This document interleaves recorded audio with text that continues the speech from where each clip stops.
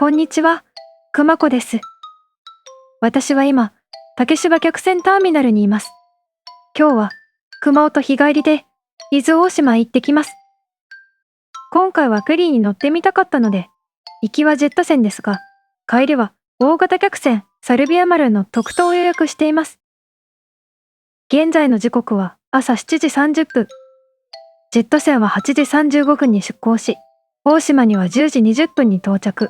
帰りのフェリーは14時30分出港なので、大島の滞在時間はわずか4時間。果たして、どこまで楽しめるでしょうか。ぜひ最後までご覧ください。それでは早速行ってみましょう。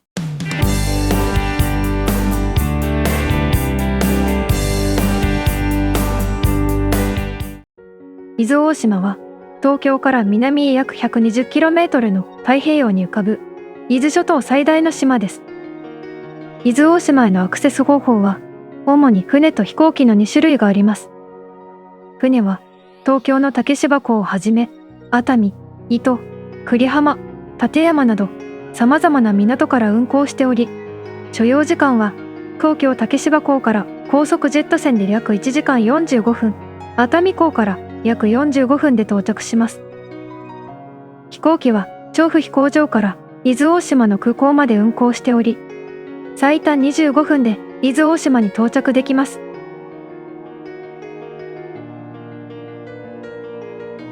島の中央部には標高758メートルの活火山である三原山がそびえ立っており、火山の活動によって形成された珍しい地形が島の大きな魅力です。さてさて、竹芝客船ターミナルに到着しましたら、乗船受付をして乗船券を受け取ります。乗船券を受け取りましたら、こちらの乗船票記入台で、乗船券右側の記入表に必要事項を記入しておきます。ちなみに、高速ジェット船には、基準を超える大きな手荷物や、重たい手荷物は持ち込みできませんので、必要な方は事前に確認しておいた方がいいです。乗船時間までしばらく時間がありますので、ターミナル内を散策したいと思います。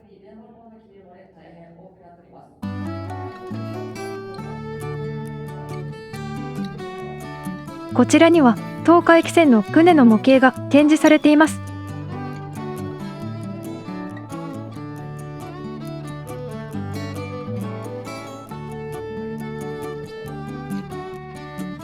今回熊子たちが乗船するのはこちらの高速ジェット船セブンアイランド由比。帰りはこちらの大型客船サルビア丸に乗船します。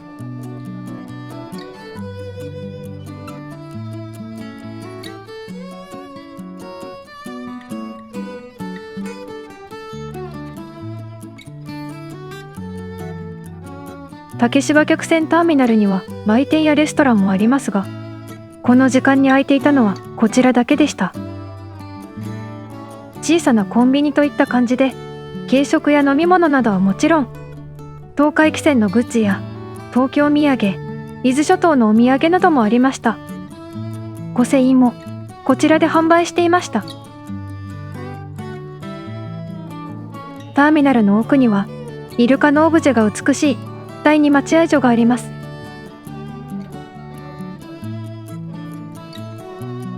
こちらにはコインロッカーもたくさん設置されていました。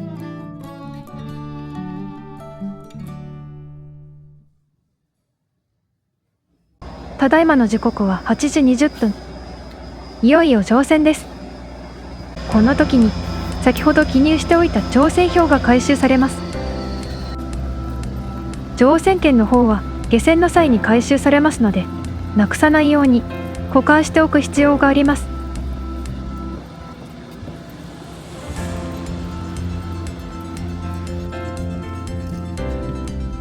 高速ジェット船は2階建てになっていて、J 席指定席ですが、座席の希望は受け付けていません。今回は1階でしたが、空いていたこともあり、窓際の席でした。高速ジェット船は船体を海に浮上させ、時速80キロで走行しますので、航行中は座席ベルトを着用しなければなりません。ただ、船体を海面から浮かせて航行することで、波の影響を受けにくく、揺れないという特徴がありますので、船酔いが心配な方にも利用しやすいと思います。座席ベルト着用のサインの音が飛行機と同じで不思議な感覚です。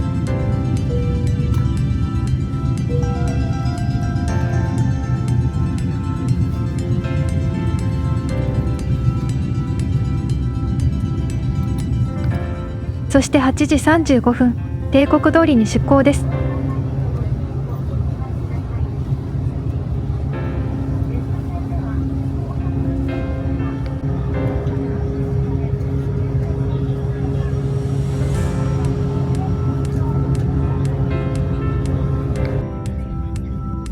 出港してしばらくは低速運行なので、ゆっくりと進んでいます。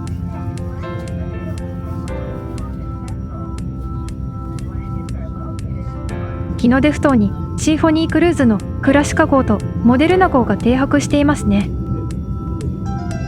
シンフォニークルーズの様子はこちらの動画で紹介していますので、よろしければそちらもご覧ください。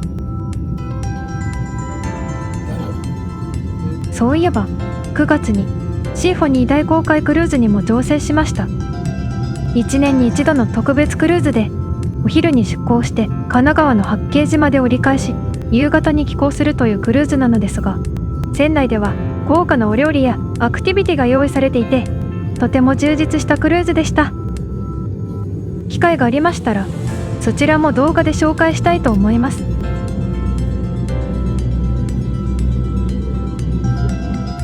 この高速ジェット船の正式名称はジェットフォイル。アメリカのボーイング社が開発した水中翼船で、現在はライセンスを引き継いだ川崎重工業が川崎ジェットフォイル929-117型として製造・販売を行っているそうです。船内のテレビに表示されているテイクオフとは離水を意味していて、船体が浮き上がり完全に海水を離れる状態のことです。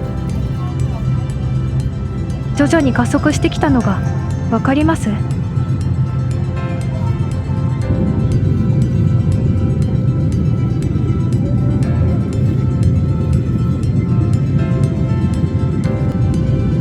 あっという間に羽田空港付近まで来ました。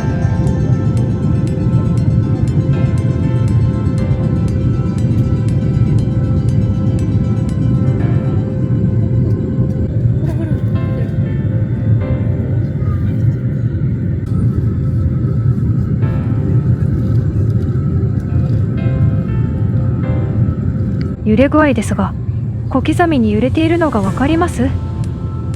航行している間は終始このぐらいの揺れでしたが、乗船するときと下船するとき、つまり船が止まっているときが一番揺れました。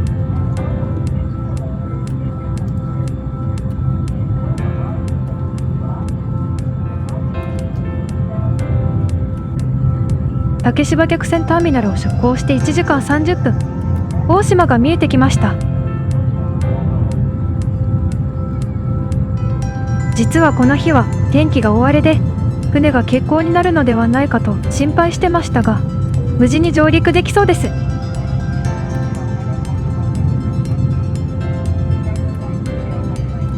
天気が良ければ波がもう少し静かで、ジェット船の揺れももっと気にならなかったかもしれません。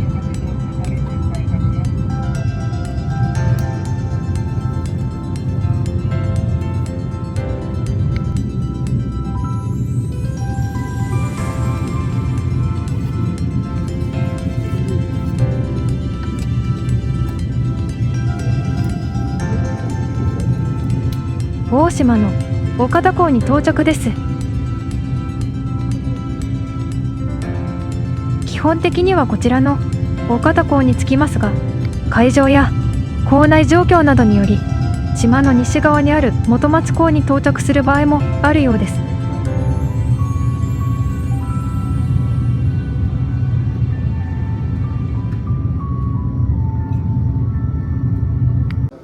ということでついに到着しました。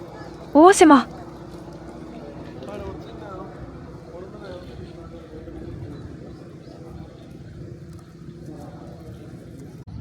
帰りのフェリー出港までのおよそ4時間。本当はレンタカーを借りて観光したかったのですが、予約がいっぱいで借りられなかったので、今回は観光タクシーで島内を回ることにしました。こちらの岡田港待合所を出たところで、観光タクシーのドライバーさんと待ち合わせです。ということで、タクシーに乗車しました。観光タクシーは2週間前に予約したのですが、その時点ですでに予約が取りづらい状況でしたので、何事も余裕を持って早めに行動した方がいいですね。予約の際に、今回は厚大島で滞在時間が4時間しかないことを伝えていましたので、2時間コース、行く先はお任せでお願いしています。最初に案内していただいたのがこちら。三原山の新火口展望台。ここから三原山がどんな風に見えるのかというと、真っ白！霧で何も見えません。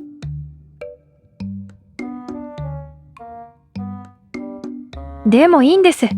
やっぱり大島と言ったら三原山ですから、一度は来てみたかったし、ドライバーさんからもおそらく霧で何も見えないかもしれないと言われていて、承知の上で来たので、ここに来れただけで十分です。ちなみに天気がいいとこんな風に見えるそうです。次に案内していただいたのは三原山海銀山展望台。大島のほぼ中央に位置する三原山のウォーキングコースのスタート地点にある展望台らしいのですが、こちらも真っ白。先日の旭山動物園に続き天候に恵まれません。やっぱり。ちなみにこちらも天気が良ければこのような景色が見られるそうです。こちらには歌の茶屋という食堂があって、天気が良ければここで休憩するのもいいなと思っていたのですが、ドライバーさんも残念そうでした。山を見ていただいたので、次は海を見に行きましょうとのことで、大島の中心エリアに向かっています。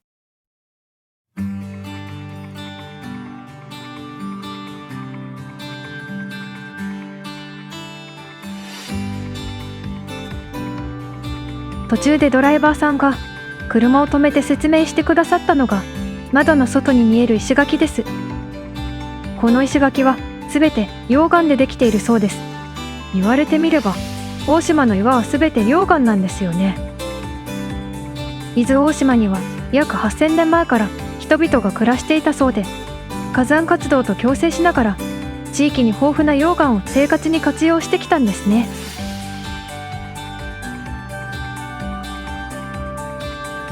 続いて案内してくださったのは地層大切断面。約600メートル以上にわたって続く連続した地層の路頭で、火山活動によって噴出した火山灰などが何層にも積み重なってできたものです。昭和28年の大島一周道路の建設工事中に偶然発見されたそうです。バウムクーヘンとも呼ばれる美しい縞模様が特徴です。このスケール感と大地の歴史に圧倒されます。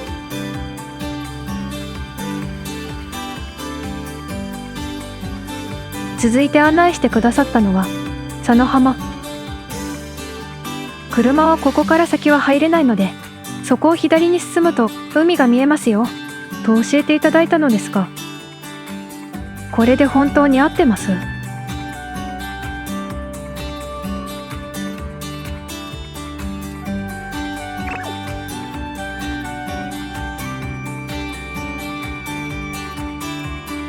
草むらを抜けると広大な海が見えてきました。佐野浜は三原山の溶岩によって形成された珍しい黒い砂が特徴の約 1km にも及ぶ美しい砂浜です。その独特な景観からブラックサンドビーチとも呼ばれているそうです。毎年ウミガメが産卵に訪れる場所として知られており、黒い砂が熱を吸収しやすいため、他の地域よりも早く卵が孵化する傾向があるそうです。天気がいい日は伊豆諸島の島々が見えるそうですが、今日はやっぱり見えませんでした。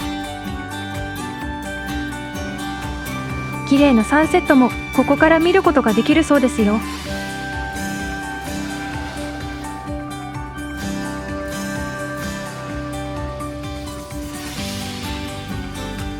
最後に案内してくださったのは海の精の工場です。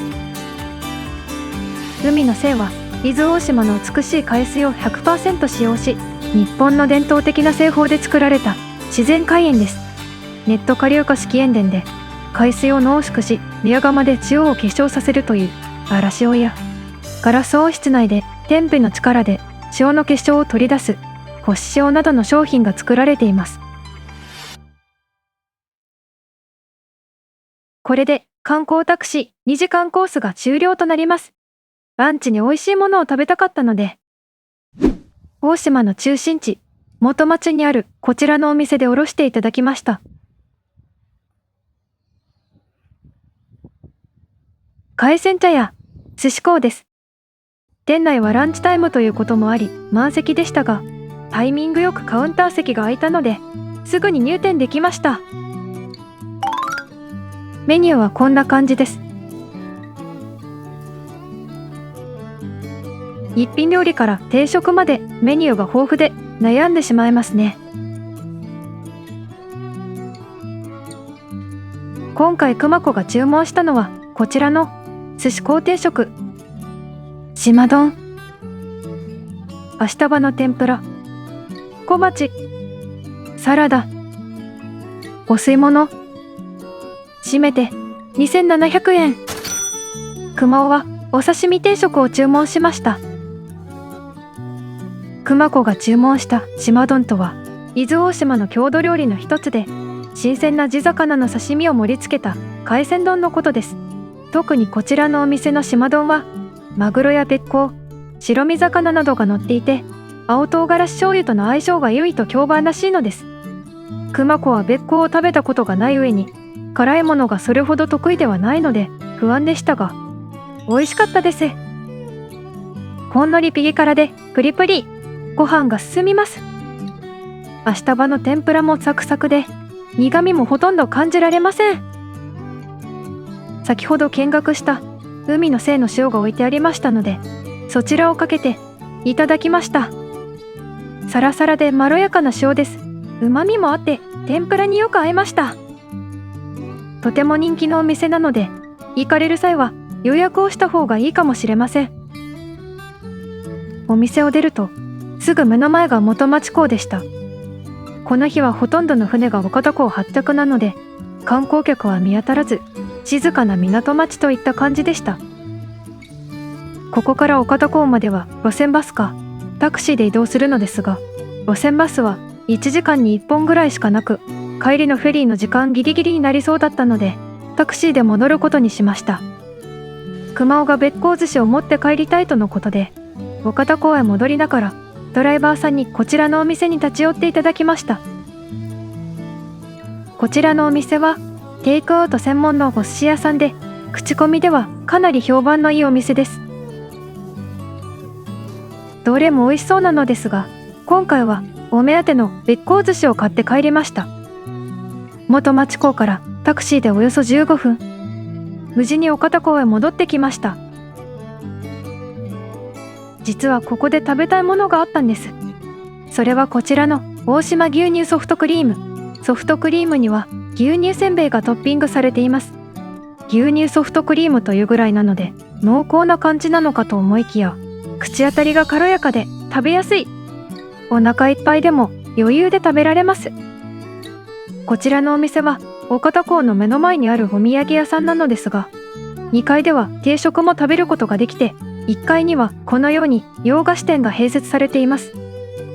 大島こだわりプリンも美味しそうなのですが、実はこの時ぐらいから持病の片頭痛が始まりだして、持って帰る気力がなくなってしまいました。それでもこのソフトクリームはパクッと食べられました。岡田港旅客船ターミナルに戻ると、たくさんの観光客で賑わっていました。この時間は高速ジェット船やサルビア丸が立て続けに出港するので、一度に3隻の船を見ることができました。伊豆大島ともお別れです。4時間しか滞在できませんでしたが、島の皆さんが親切でいい人ばかりで、本当に楽しかったです。さてさて、ここからは熊子にとって本日最大のメインイベント、サルビア丸の特等に乗船です。サルビア丸は主に東京と伊豆諸島を結ぶ東海汽船の大型貨客船です。2020年6月25日に就航した3代目は全長118メートル、総トン数約6000トンの堂々とした船体を持ち、下記には東京湾納涼船としても運航しています。船体は2020年東京オリンピック・パラリンピックのエンブレムを手掛けた美術家の所浅尾氏がデザインを手掛け、つなぐをテーマにした幾何学的な波模様と伊豆諸島沖の黒潮のような藍色、東京アイランドブルーが特徴です。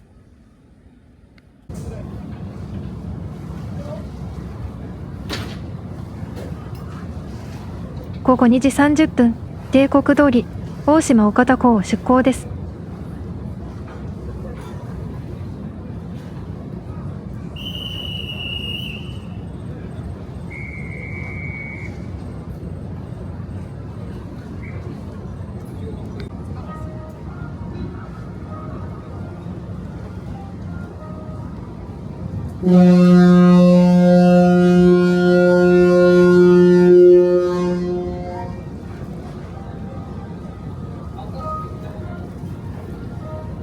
ご案内いたします。14時45分発、東京行き高速列車線ご乗船されますお客様。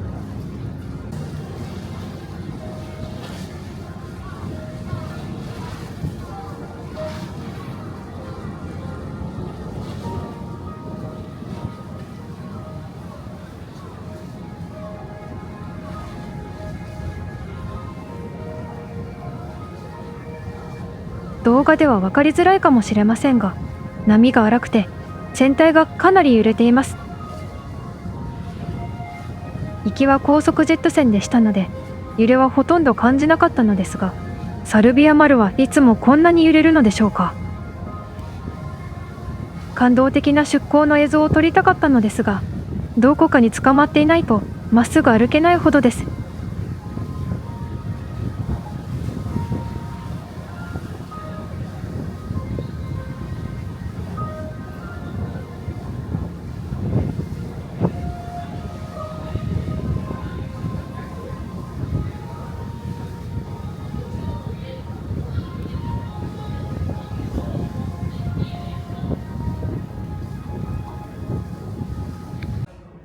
それでは楽しみにしていた特等のお部屋に行ってみたいと思います。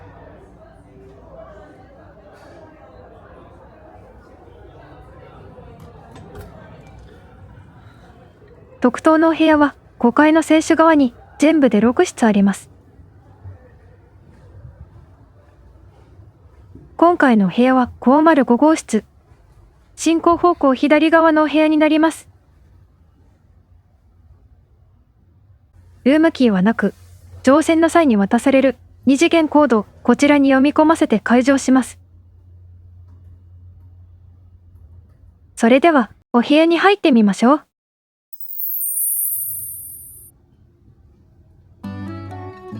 ブルーを基調としたシンプルで明るいお部屋です。大きなテレビもついています。まるでホテルのお部屋のようですね。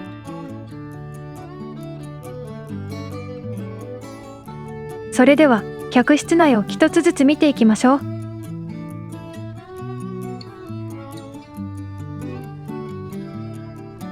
客室ドアのすぐ横に収納スペースがあります。こちらにはハンガー、バスタオル、浴衣、アメニティセット、スリッパが用意されていました。ベッドの上で広げてみるとこんな感じです。アメニティセットの袋の中にはシャンプー、コンディショナー、ボディソープ、歯ブラシ、ケースタオルが入っていました。収納棚の横の扉はシャワーとトイレです。大きな鏡があるのも嬉しいですよね。今回は乗船時間が短いのでシャワーを使うことはありませんでしたが、長旅だと好きな時にお部屋でシャワーを使えるのはやっぱり嬉しいポイントです。トイレもウォシュレット付きです。ドライヤーもついていました。客室のテレビをつけてみると避難訓練のビデオが放映されていました。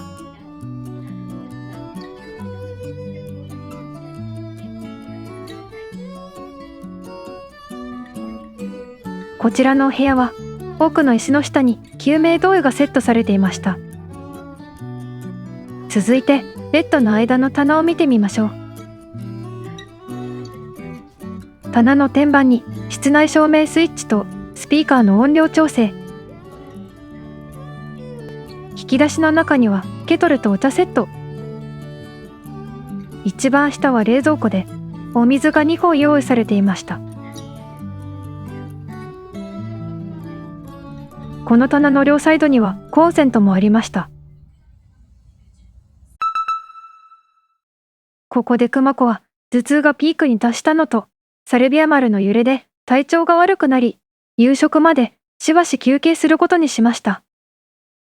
と、その間にちょっとした驚きの出来事が。熊子が寝ている間に、元気いっぱいの熊尾は大島で買ったべっこう寿司を一人で全部食べてしまったんです。1個食べたかったな。ただいまの時刻は午後5時。体調不良から復活した熊子とべっこう寿司を完食した熊尾がやってきたのは6階にあるレストラン。オープン時間ちょうどぐらいに来たのですが、すでに大行列です。でも店内にはまだ空席があって、どうやらこちらの券売機で食券を購入してから入店するシステムなので、メニューで悩んだりすると後ろが詰まってしまうようです。熊子が注文したのはこちら、島のり小ラーメン。熊尾は明日葉カレーを注文しました。熊子はラーメンを食べると胃もたれするのですが、こちらは島のりがたっぷり入っていたので、その効果なのか胃もたれが全くありませんでした。すごくあっさりしている塩ラーメンでとても美味しかったです。熊尾が注文した明日葉カレーは少し辛めで本格的な味。明日葉の苦味をほんのり感じます。こちらもとても美味しかったです。ちなみにこちらは営業前のレストランの様子です。営業前はフリースペースになっているようで、お弁当などを持ち込んで食事している方もいました。こちらは営業前の食券券売機です。営業前は購入できないようになっていますが、事前にチェックしておくとスムーズに購入できますね。食事を終えてデッキに出てみると、横浜の明かりが見えてきました。サルビア丸に並走してカモメが飛んでいます。かわいいですね。乗船するときに初めて知ったのですが、この日は横浜経由で竹芝に戻るようです。ちょっと得した気分です。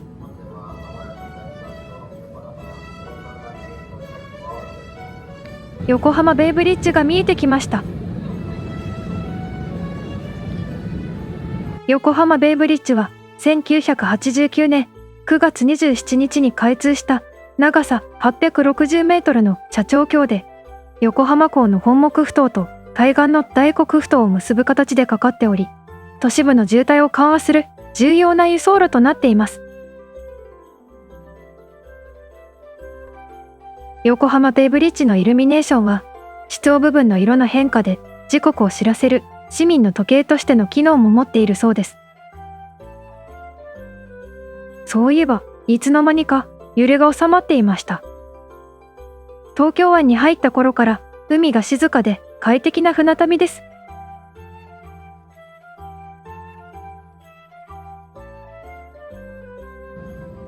ライトアップされた氷河丸と横浜マリンタワーがとても綺麗です。横浜港、大桟橋、国際客船ターミナルに到着です。どうやら期間限定で横浜から東京までの東京湾夜景クルーズを実施しているようで、ここから乗船するお客様もいらっしゃるようです。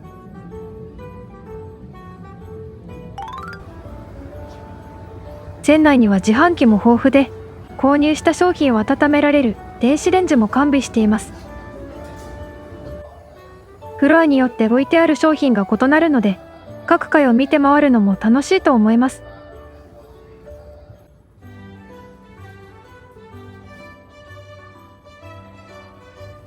歯ブラシやタオルなどを販売しているものもありました。こちらは案内所。特等室などのルームキーはこちらで受け取ると聞いていたのですが、熊子が乗船した時は入り口で渡されました。乗船する場所によって異なるんですかね。サルビア丸の客室は特等室の他に5つのタイプがあります。こちらは特に当室。2階建てでカーテン付き、プライベート感も保たれます。各席にコンセントもついていました。なかなかいいですよね。こちらは2等和室。顔の部分がパーテーションで仕切られているので、寝顔は見られずに済みそうです。グループで乗船すると楽しそうですね。女性用のシャワー室がありました。誰もいなかったので、ちょっと撮影させていただきました。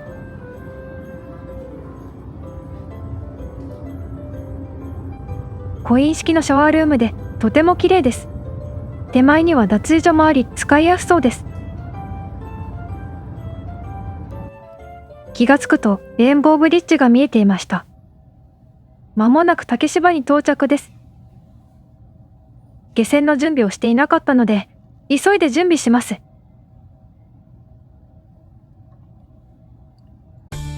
ということで今回は、行きは高速ジェット船、帰りはサルビア丸で行く伊豆大島の旅を紹介させていただきました。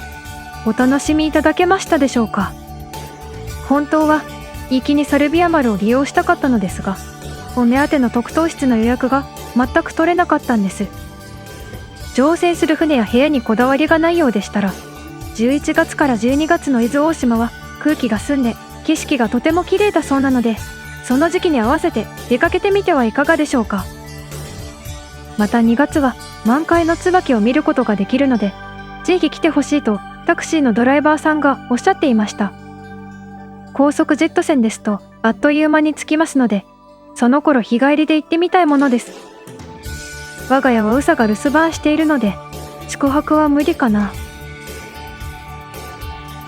ただいまの時刻は午後7時45分。無事に竹芝客船ターミナルに帰ってきました。